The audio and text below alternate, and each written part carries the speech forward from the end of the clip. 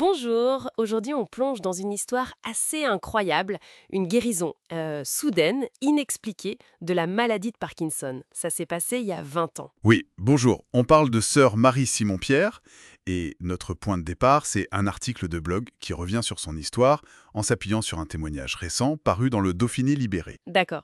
Et l'idée c'est de comprendre un peu mieux les faits, le contexte aussi, juste après la mort de Jean-Paul II, et pourquoi cette guérison a eu un tel impact. C'est ça. On va essayer de décortiquer tout ça. Alors, retour en 2005, sœur Marie-Simon-Pierre, elle est infirmière et son Parkinson s'aggrave très vite. C'était comment pour elle concrètement à ce moment-là? C'était très dur. Elle avait du mal à écrire, sa main gauche surtout. Tenir debout devenait difficile. Et il faut imaginer, c'est une femme encore jeune. Oui. Et le contexte est important. Jean-Paul II, qui souffrait aussi de Parkinson, venait de mourir quelques semaines plus tôt. Et sa communauté, les petites sœurs des maternités catholiques, commencent à prier. Des prières intenses, spécifiquement pour elle. Oui, et spécifiquement en demandant l'intercession de Jean-Paul II, c'est-à-dire en lui demandant de prier Dieu pour sa guérison. D'accord.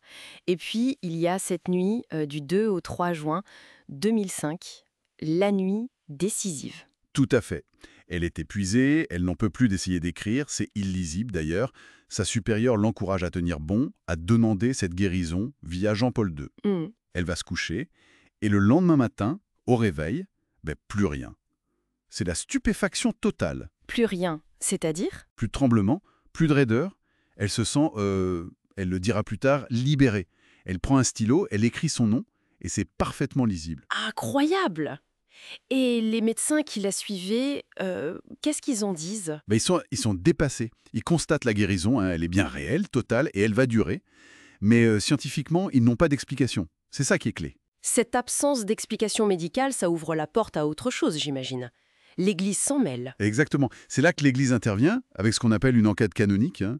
C'est un processus très très cadré. Ah oui. Comment ça fonctionne? Il y a des commissions médicales d'abord, puis théologiques. Le dossier est examiné sous toutes les coutures, localement, puis à Rome.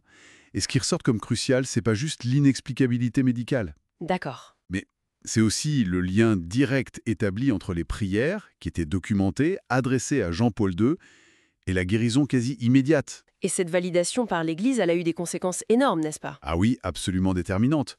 L'Église reconnaît officiellement que c'est un miracle. Et ce miracle est attribué à l'intercession de Jean-Paul II, Et pour l'Église, un miracle post-mortem, c'est nécessaire pour... pour la béatification.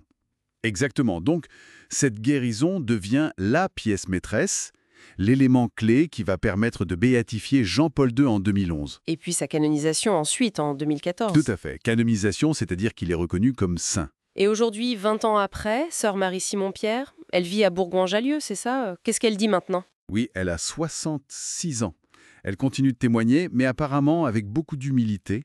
L'article le souligne bien. Elle dit elle-même qu'elle n'est pas une sainte.